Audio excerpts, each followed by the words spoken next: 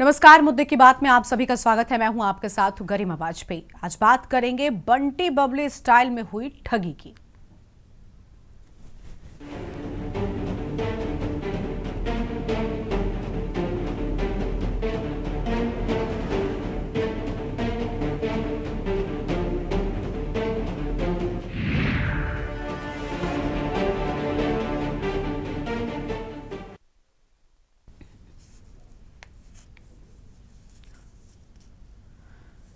तो बाराबंकी जनपद में जमीन ठगी का बड़ा मामला सामने आया है, जहां पर एक पति पत्नी पर किसानों की जमीन फर्जी तरीके से बेनामा कराने के गंभीर आरोप लगे हैं। पीड़ित किसानों ने पुलिस अधीक्षक से न्याय की गुहार लगाई है और सख्त कार्रवाई की मांग की है। पीड़ितों का कहना है कि लखनऊ के जो गौर निवासी रंजना और राम प्रताप, जो कि बाराबंकी में निजी अस्पताल संचालित कर रहे हैं, बंटी बबली की तरह कई लोगों को ठग चुके हैं। असंद्रा, रामसनेही घाट और दरियाबाद के किसानों ने आरोप लगाया कि उनकी जमीनें बेनामा कर ली गई और उन्हें नाम मात्र की रकम दी गई। पीड़ितों ने यह भी आरोप लगाया कि जब वो अपनी जमीन या पैसा मांगते हैं तो उन्हें जान से मारने या झूठे मुकदमे में फंसाने की धमकी दी जाती है। किसानों का कहना है कि अगर सही जांच हो तो ऐसे दर्जनों मामले उजागर हो सकते हैं। मामला पुलिस के संज्ञान में है। देखना होगा कि कार्रवाई कब और कैसे होती है और प्रशासन इस पूरे मामले में कितनी गंभीरता दिखाता है और इन बंटी बबली पर कब एक्शन लेता है। इसी पर आज करेंगे चर्चा। खास मेहमान हमारे साथ में जुड़ेंगे। हमको 2 लाख रुपए की ज़रूरत थी, तो हम इससे मांगने गए पैसा कि हमको ब्याज पैसे दीजिए। तो इसने कहा कि गारंटी के तौर पे ज़मीन आपको देना पड़ेगा, तब हम आपको पैसा देंगे। तो कहा चलो ले लीजिए। तो इसने कहा एग्रीमेंट नहीं कराएंगे, हम आपसे बैनामा वापसी कराएंगे, जबकि तहसील में बैनामा वापसी नहीं होता है। लेकिन ये फराड के तौर पे बैनामा हमसे करवाए। उसके बाद 50,000 की चेक दिए थे हमको, वही पैसा मिला। बाकी कहा कि हमारी वाइफ जो है चीज़ जेवर गिरो रखने गई हैं, शाम तक पैसा आ जाएगा, तुमको भेज देंगे। और हमने बैनामा कर दिया, इनको बैनामा कर दिया। उसके बाद इनसे कहा कि ये इकरारनामा लिख लिया जाए कि बैनामा आप वापसी करेंगे। तो इसने कहा कल आएंगे ही। बार बार आते रहे इसके पास। ये फराड से जो है हमको बताता रहा कि कभी तुमको बलात्कार में फंसा देंगे। हमारे साथ जो है हमारी 3.25 बीघे ज़मीन थी, तो उसका जो है वापसी बैनामा बोल के करवाए थे ये। उसके बाद इन्होंने क्या किया, 1 लाख रुपए हमें 1 साल पहले इकरारनामा जब के तौर पर दिए। उसके बाद बोले कि हमको थोड़ा टाइम चाहिए पैसे की व्यवस्था के लिए। बाकी का जो है 20,10,000 रुपये हमारी इनकी जो है बात तय हुई। इन्होंने कहा ठीक है, जब हम रजिस्ट्री करवाएंगे बाकी का पैसा आपको तब दे देंगे। रजिस्ट्री करवा लिए, उसके बाद पैसे भी नहीं दिए। और एक काम ये करते हैं जालसाजी वाला भैया कि रजिस्ट्री के पहले यहाँ बैंक में अपने ही चेक से, करंट अकाउंट से खुद ही पैसा निकाल के खुद ही जमा निकासी करते हैं कि वहाँ स्टेटमेंट में दिखाएंगे बैंक में। और रजिस्ट्री जब आप करने जाएंगे तो मैं आपको वहाँ कैश दे दूँगा। वहाँ पर मैं जो है कैश ज़्यादा नगद नहीं दिखा सकता हूँ 20,000 से ऊपर, इसलिए चेक मेंशन कराना, मैं आपको वहाँ कैश पैसे दूँगा। जब रजिस्ट्री करने मैं गया तो वहाँ जो है बोले कि आप बयान दीजिए, पैसा मैं रेडी करके लाया हूँ, कार में रखा है, अभी आपको दे रहा हूँ। उसके बाद हमने जैसे बयान दिया वहाँ से ये भाग गए। तो मैंने ज़मीन बेचा राम प्रताप यादव के नाम। राम प्रताप यादव से बात हुई मेरी 7.5 लाख रुपए की। तो उसने कहा कि 3 लाख हम दिखाएंगे बैनामे में और बाकी हम पैसा ऊपर दे देंगे तुमको। और हम ज़्यादा दिखाएंगे तो ज़्यादा हमको लिखाई पड़ेगी। उसके बाद उसने बैनामा करा लिया, फिर 500 रुपया दिया।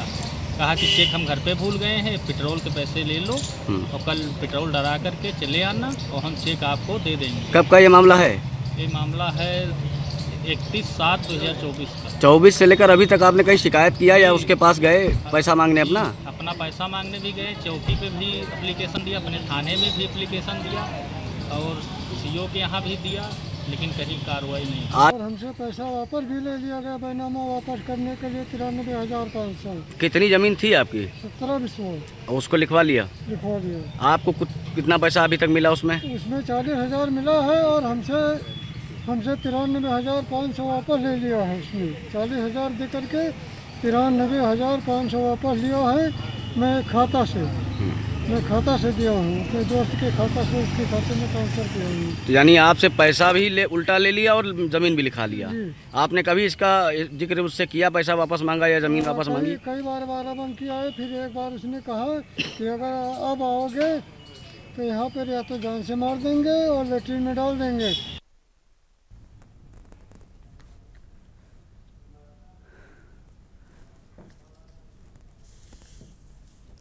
और इसी मुद्दे पर आज विस्तार से करेंगे चर्चा। खास मेहमानों का पैनल हमारे साथ में जुड़ रहा है। हमारे साथ में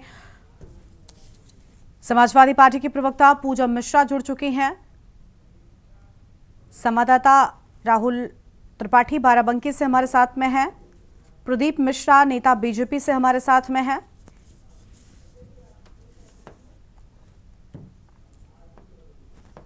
आशु चौधरी हमारे साथ में है, अध्यक्ष किसान सरकार ट्रस्ट की ओर से। तो उनके साथ में चर्चा की हम शुरुआत करते हैं। सबसे पहले राहुल त्रिपाठी का रुख कर लेते हैं। राहुल, एक बार जल्दी से पूरा मामला विस्तार से बताएं और अब तक क्या एक्शन हुआ, क्या अपडेट है आपके पास में? देखिए धर्मा, इस पूरे मामले में जो जानकारी मिल पाई कि ये चारों लोग जो पीड़ित हैं, इन्होंने पहले भी कई बार शिकायत किया था। शिकायत के बाद अभी तक कोई कार्रवाई नहीं हुई। उसके बाद कल ये पुलिस अधीक्षक कार्यालय आए, जब इनसे हमने बात किया तो पूरा वृतांत इन्होंने बताया। जब पुलिस अधीक्षक से इन्होंने अपनी जानकारी दी तो उन्होंने क्राइम ब्रांच पे मामला सौंपा था। बुला करके, जैसा कि पीड़ितों का बताना है, उन्होंने जो जानकारी दिया कि क्राइम ब्रांच पे मामला सौंपा गया था। आज का जो अपडेट हमको जानकारी मिली है कि ठगों को बुला करके उनसे बयान के लिए कहा गया था, तो ये आज ही उन जमीनों को बेचने का प्रयास कर रहा था। जबकि ये पूरा मामला देखा जाए तो शातिर ठगों ने इसको कई अलग अलग तरीके से अंजाम दिया है। जैसे इन चारों पीड़ितों में से एक व्यक्ति है मोहित नाम का, उससे जमीन का सौदा तय हुआ था। उसने जमीन बेचने के लिए इनसे बात किया था, जिसका सौदा 7 लाख रुपए में तय हुआ था और उसकी लिखा पड़ी 3 लाख रुपए में करने की बात कही थी। उसको मात्र 500 रुपया पेट्रोल का देकर के ये कहा कि चेक लाना हम भूल गए हैं, चेक हम कल ला के दे देंगे, और बैनामा उससे करा लिया गया। इस तरह से उसको ठगी की गई। जबकि उसने जाकर के अंदर रजिस्ट्रार को ये जानकारी दिया कि हमको पैसा नहीं मिला है और ऐसी हो गई। उसके बाद रजिस्ट्रार द्वारा एक्शन न लिया जाना उनकी भूमिका को भी संदिग्ध बताता है। अन्य 3 पीड़ित में से एक पीड़ित जो है वो शंकर जिनका नाम है, वो कैंसर से पीड़ित है। उसके बावजूद उन्होंने 50,000 रुपया मांगा था ब्याज पर, जब उनको 40,000 रुपया ब्याज में मिला और उनसे जमीन बैनामा करा लिया गया इस बिहार पर कि आप जब पैसा वापस करेंगे तो बैनामा आपका हम कैंसिल कर देंगे और आपकी जमीन आपको लौटा देंगे। जमीन नहीं लौटाई गई, उल्टा उनसे 40,000 रुपए वो भी लिए गए और ब्याज के नाम पर 53,500 रुपये अतिरिक्त, यानी 93,500 रुपए भी ले लिए और जमीन भी लिखा ली। इस तरह से इन चारों पीड़ितों के साथ ये ठगी की गई। लेकिन कार्रवाई के नाम पर पिछले 1 साल से ये दफ्तरों की धूल फाक रहे हैं, अलग अलग शिकायत करते नजर आ रहे हैं, लेकिन कोई कार्रवाई नहीं हुई। कल जब पुलिस अधीक्षक से इन्होंने अपनी बात रखी है तो पुलिस अधीक्षक के द्वारा यह आश्वासन मिला कि कठोरतम कार्रवाई और संभवतः गैंगस्टर एक्ट के तहत भी इस पर कार्रवाई होगी, क्योंकि ये ठगी का मामला पूरी जांच का विषय है। जो अगर सही तरीके से जांच हो जाएगी तो इसमें पीड़ितों के अनुसार कई ऐसे लोग हैं जिनके साथ ये ठगी करते लगातार नजर आ रहे हैं। ठीक है, चलिए लौटेंगे आपके पास में। हमारे साथ में कुछ और मेहमान भी जुड़ चुके हैं। आशु चौधरी जी हमारे साथ में, अध्यक्ष किसान सरकार ट्रस्ट की ओर से। बहुत स्वागत सर आपका। आशु जी, किसानों के साथ में ठगी हो रही है और बड़ी बात यह कि ऐसा कोई ये पहला मामला नहीं था। इन दंपत्ति की ओर से लगातार इसके पहले भी कई बताया जा रहा है, जांच होती है अगर तो दर्जनों मामले निकल आएंगे। तो ये अपने आप में बड़ा सवाल है कि स्थानीय प्रशासन कैसे आंखें मूंदे बैठा हुआ है और ये ठगी पर ठगी करते जा रहे हैं। आशु जी, आवाज मिल रही है आपको? अनम्यूट कीजिए सर। जी बोलिए। ये जो मामला संज्ञान में आया है अभी, ये जो राम प्रताप जी हैं, ये जो गौर के रहने वाले और इनकी पत्नी बबली मिल के ये लोग जो है बाराबंकी में अभी तो 4 किसान सामने आए हैं जिसके साथ ठगी हुई है। एक जानकारी मिली है कि वो ब्याज का बहुत बड़ा काम कर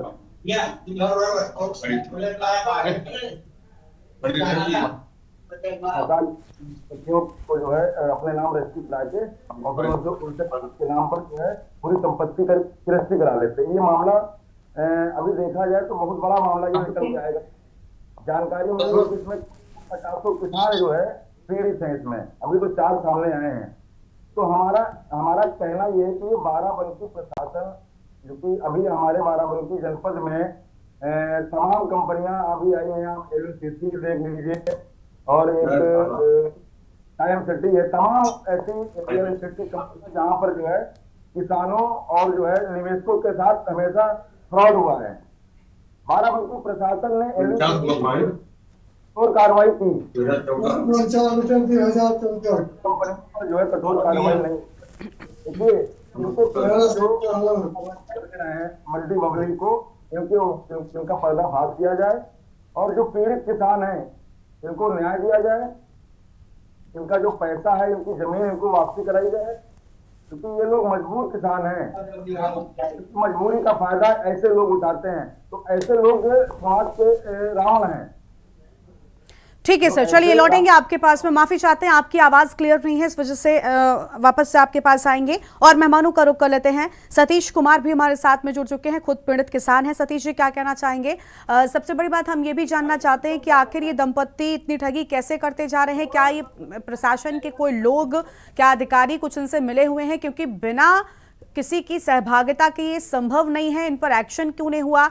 कहा यह भी जा रहा है कि अगर जांच होती है तो दर्जनों मामले ऐसे खुलकर सामने आ जाएंगे जिसमें इनकी संलिप्तता पाई जाएगी। तो भला अब तक ये कैसे होता चला गया और प्रशासन की नजर इन पर क्यों नहीं पड़ी? सतीश जी। जी मैम, मैं जो बताता हूँ, ये जो राम प्रताप यादव, इनकी बंदनी रंजना है, ये एंटी भू माफिया है मैम।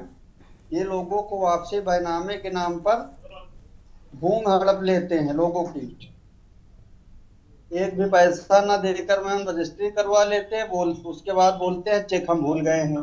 और रजिस्ट्री के पहले एक काम ये करते हैं कि बैंक में ले जाके वहाँ जो उनकी करंट चेक होती है उससे खुद का ही पैसा निकाल के खुद ही लेके उसको बार बार जमा करके दिन में 3-4 बार जो है जमा निकासी करते हैं। ये कहने के लिए कि वहाँ बैनामे में स्टेटमेंट दिखाना पड़ेगा, वहाँ ज्यादा हम कैश नहीं दिखा सकते हैं। उसके बाद ये कहते हैं कि जब वहां रजिस्ट्री करवा लेंगे आपको पूरा कैश पेमेंट दे देंगे।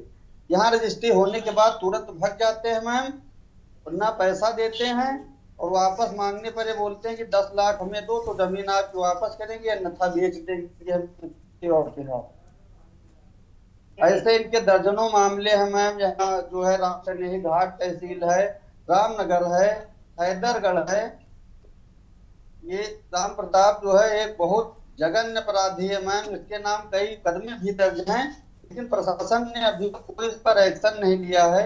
हमें इसलिए प्रशासन से हाथ जोड़कर निवेदन है, ठीक है, इंसाफ दिलाने की कृपा करें।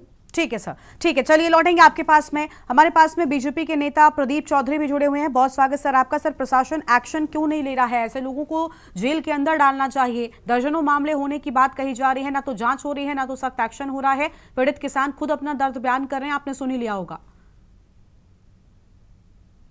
धर्मा जी नमस्कार, मेरा नाम प्रदीप मिश्रा है, प्रदीप चौधरी नहीं। माफ कीजिएगा, इसको ठीक कराते हैं जी। प्रदीप मिश्रा जी।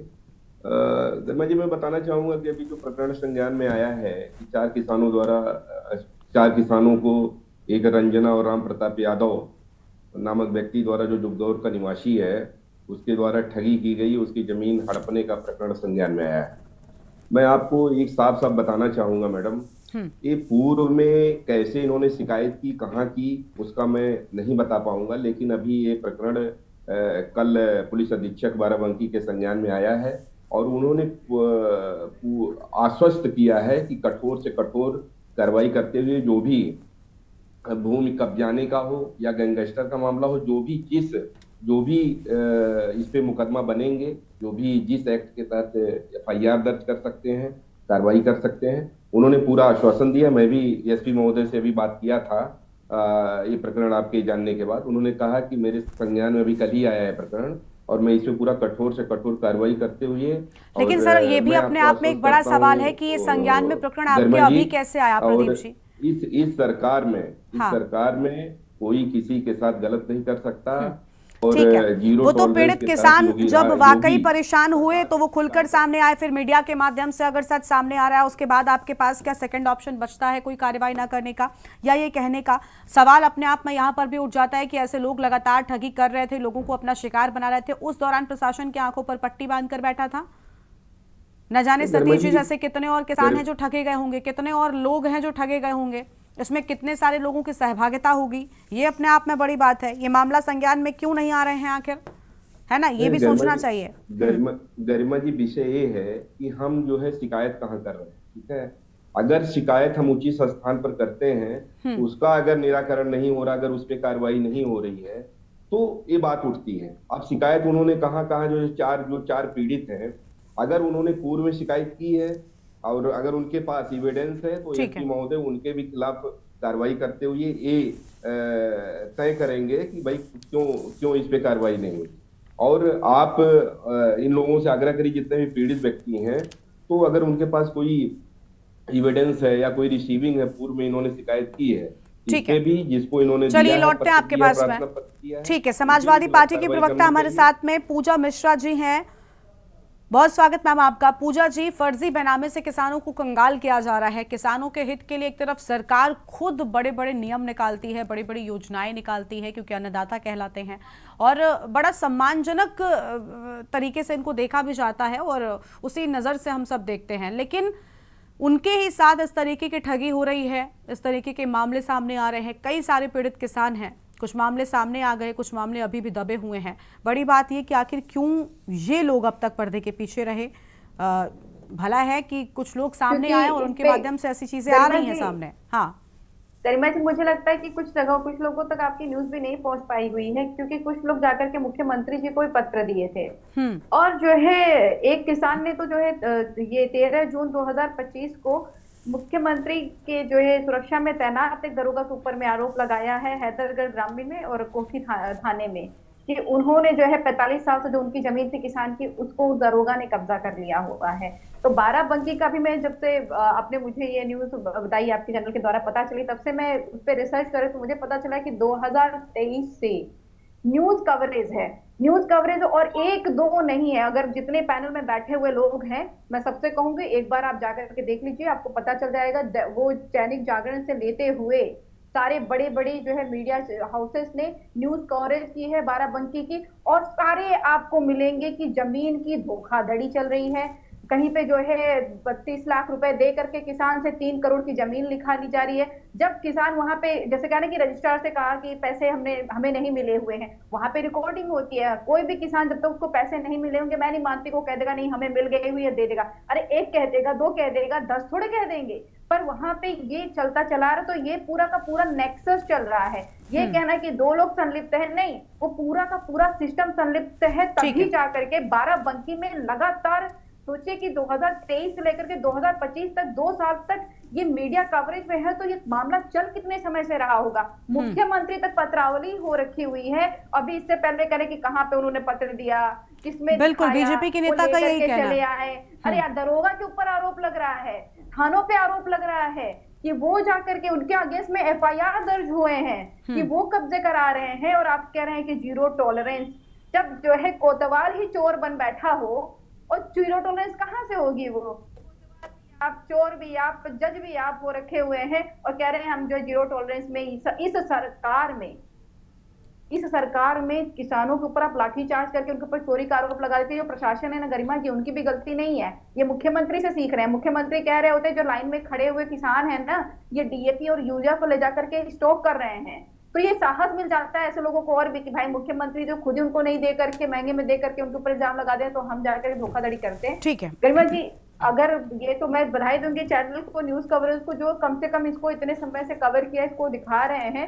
अब तो प्रशासन को जागना चाहिए। किसान है इनके, ये अगर जमीन बेचने के लिए जा रहे हैं तो आप सोचिए किसान की सबसे बड़ी पूंजी ही जमीन है, वो कितना परेशान होगा कि वो अपनी जमीन बेचने जा रहा है, उस पर धोखाधड़ी हो जा रही है, उस पर भी उसका जो है पैसा नहीं मिला। पहले उसको जो है अपने खाद नहीं मिल रहे हैं, फिर जो है सामानों के मूल्य नहीं मिल रहे हैं। अगर वो जो है सर्वाइवल के लिए जाकर के अपनी जमीन बेच रहा है, मैं तो कहूंगी किसी पहले होता था ना कि कोई किसान अपना बैल बेचे, आज के जमाने में वही हो गया कि कोई किसान अपनी जमीन बेचे, तो उसके लिए कितनी बड़ी पहाड़ की बात हो। बिल्कुल बिल्कुल बिल्कुल ठीक है मैम, लौटेंगे आपके पास में अन्य मेहमानों के साथ में अपनी चर्चा को हम आगे बढ़ाएंगे। उससे पहले एक छोटा सा ब्रेक के लिए यहाँ पर रुकते हैं, कहीं मजा आएगा, फौरन हाजिर होंगे।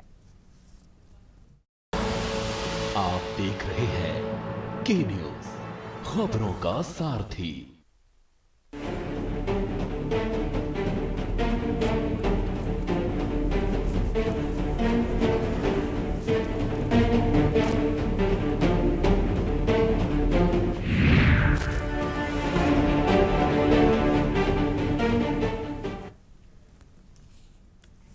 ब्रेक के बाद मुद्दे की बात में आप सभी का स्वागत है। खास मेहमान हमारे साथ में लगातार बने हुए हैं।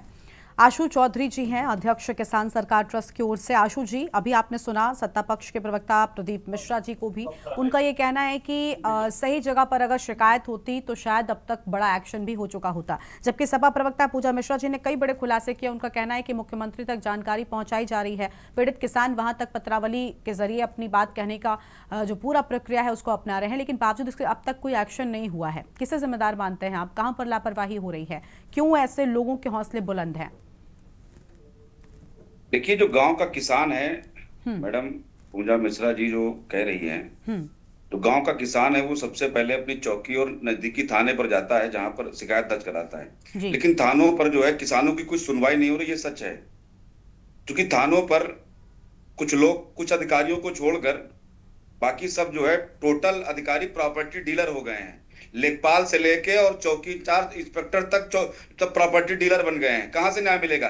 धंधा करना अपराध नहीं है, लेकिन धंधा साफ किया जाए। ये जो राम प्रताप जैसे लोग हैं, इनके ऊपर ऐसी कार्रवाई की जाए कि नजीर बन जाए। दोबारा कोई भूमाफिया गरीब किसान मजदूर के साथ गलत करने को ना सोचे।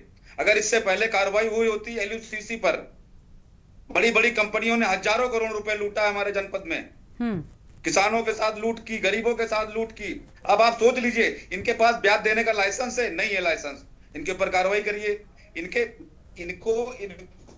ब्याज देने का अधिकार है, ब्याज पर पैसा देने का अधिकार है। लाइसेंस बना है? नहीं बना है।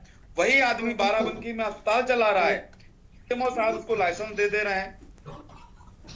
क्या है उनके पास? डिग्री। तो ये कैसे चल रहा है? ये सब गांधी जी की वजह से चल रहा है। देखिए, अब ये माननीय मुख्यमंत्री जी के यहाँ कंप्लेंट की गई, तो माननीय मुख्यमंत्री जी के द्वारा जो कंप्लेंट जाती हैं वो आती हैं बाराबंकी जनपद में, और वो साइन कर करके फिर उसी पटल पे पहुंचाती कोतवाली पे, संबंधित कोतवाली पर। जब तक थाने का इंस्पेक्टर ईमानदार नहीं होगा, किसान को न्याय नहीं मिल सकता। चौकी इंचार्ज ईमानदार नहीं होगा, न्याय नहीं मिलेगा। ये सच्चाई है बिल्कुल। जब तक धरातल के जो अधिकारी हैं, अब ये आप सोचिए कि इन किसानों का कोई दोष है? इन्होंने क्या एप्लीकेशन नहीं दी? वहां पर जाके दी एप्लीकेशन, लेकिन पैसा इनके पास नहीं है ना, इनकी जेब खाली है। ठीक है, यानी प्राथमिक स्तर पर ही इनकी बात नहीं सुनी गई। ठीक है, सच्चाई है, धरातल की है। ठीक है सर, अब प्रदीप जी से ही हम जवाब ले लेते हैं। प्रदीप जी, आपने सुन लिया, समाजवादी पार्टी की प्रवक्ता की बात को डिफेंड करने के लिए शायद आप ये भी कह दें कि वो आपके राजनीतिक विरोधी विपक्षी हैं, लेकिन अभी आशु चौधरी जी का भी वही कहना है कि प्राथमिक स्तर पर आप स्थानीय किसानों को इतनी जानकारी नहीं होती, और कोई भी किसान क्या, एक आम व्यक्ति भी सीधा मुख्यमंत्री के पास शायद नहीं पहुंच पाएगा। पहले वो अपने स्थानीय चौकी कोतवाली इनका रुख करता है, हर कोई किसी भी चीज को लेकर। अगर वहीं पर एक्शन नहीं होगा और बात अगर मुख्यमंत्री तक जाने की है तो वो भी हो चुका है पूजा मिश्रा जी के कहे मुताबिक, क्यों आखिर अब तक नहीं हो रहा था एक्शन? गरिमा जी, मैं पूजा जी की बात का खंडन करते हुए मैं बताना चाहूंगा कि समाजवादी पार्टी के सरकार में यही सबसे ज्यादा भूमाफिया की सरकार थी। नहीं सर, उनको सुनिए, नहीं प्रदीप जी, इस पर हमें चर्चा नहीं करनी है। समाजवादी पार्टी के दौरान क्या होता था क्या नहीं, शायद यही वजह है कि आज वो सत्ता से बाहर आप बैठे हैं सत्ता में। आप ये बताइए कि अभी क्या हो रहा है? अभी मैं आपको आश्वस्त कर रहा हूँ गरिमा जी, कि अगर ये प्रकरण संज्ञान में आया है, आप देखिए तुरंत इस पे कार्रवाई होगी। और ये आपके जो रंजना और राम प्रताप नाम का व्यक्ति है, जो दो व्यक्ति जो है संज्ञान में आएगी, संलिप्तता है, इस पर कठोर कार्रवाई कर। ठीक है, आशु जी प्लीज म्यूट कर लीजिए खुद को आप। आशु जी प्लीज म्यूट करिए। पुलिस छूट दे रखी है, कोई भी अगर गलत कार्य में संलिप्तता किसी भी अधिकारी की हो या किसी व्यक्ति की हो या समाज का कोई भी व्यक्ति ऐसा होगा कोई गलत कार्य करता है, उसके खिलाफ जीरो टॉलरेंस के तहत कार्रवाई करते हुए, इसमें कोई अपना और पराया नहीं देखता। हमारा जो है, हमारी सरकार समाज में समरसता कायम करने के लिए कार्य करती है। आप ये नहीं है कि वो दूसरे वर्ग का है, ये है जाति पाति को ना देखते हुए हमारी सरकार एक जीरो टॉलरेंस की नीति के तहत कार्य करने का कार्य करती है। इस पे निश्चित तौर पे कार्रवाई। समाजवादी पार्टी की प्रवक्ता पूजा जी हमारे साथ में है। पूजा जी, कुछ कहना चाहेंगे आप? अभी प्रदीप जी को आपने सुना, हालांकि संतुष्ट करने वाला जवाब आया नहीं उनकी ओर से। जी, अभी उन्होंने बोला कि जो है समाजवादी पार्टी की सरकार में भू माफिया थे, वो कब्जाया करते थे, तो ये कहाँ से निकल करके आ गए हैं। इन्होंने बोला कि जो है मुख्यमंत्री जी के पास में पत्र गया, मुख्यमंत्री जी के पास में पत्र गया हुआ है, जो संबंधित अधिकारी हैं उनके अगेंस्ट में एफआईआर दर्ज कराई गई है, उनके अगेंस्ट में कार्रवाई की डिमांड की गई हुई है।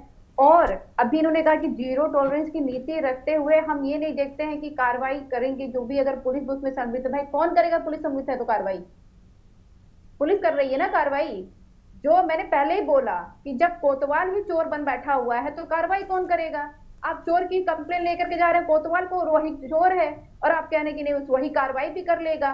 और हमारी सरकार जीरो टॉलरेंस की, माननीय मुख्यमंत्री जी कहाँ जीरो टॉलरेंस दिखा रहे हैं। आपके मंत्री महोदय, जब उनके कार्यकर्ता के जो है गोली मार दी जाती है, वो हॉस्पिटलाइज होता है और उसकी बेटी को 15 साल की बेटी को धमकी मिल रही होती है, तब अनुप्रिया पटेल जी का आंख खुलती है, तब वो कह रहे थे पुलिस से कि अभी तक एफआईआर दर्ज नहीं हुई है, जीरो टॉलरेंस है। आपके यहाँ पे तो आपके मंत्री बैठ करके जो है 30-30 घंटे 40-40 घंटे प्रदर्शन। पूजा जी मुझे लगता है उस पर चर्चा नहीं करनी चाहिए। मैंने उनको भी रोका था, पूजा जी मैंने उनको भी रोका था कि आपके दौर में क्या हुआ, इन सब ये उसका मुद्दा नहीं है, बस एक्शन हम चाहते हैं कि जो पीड़ित किसान थे इनको न्याय मिले।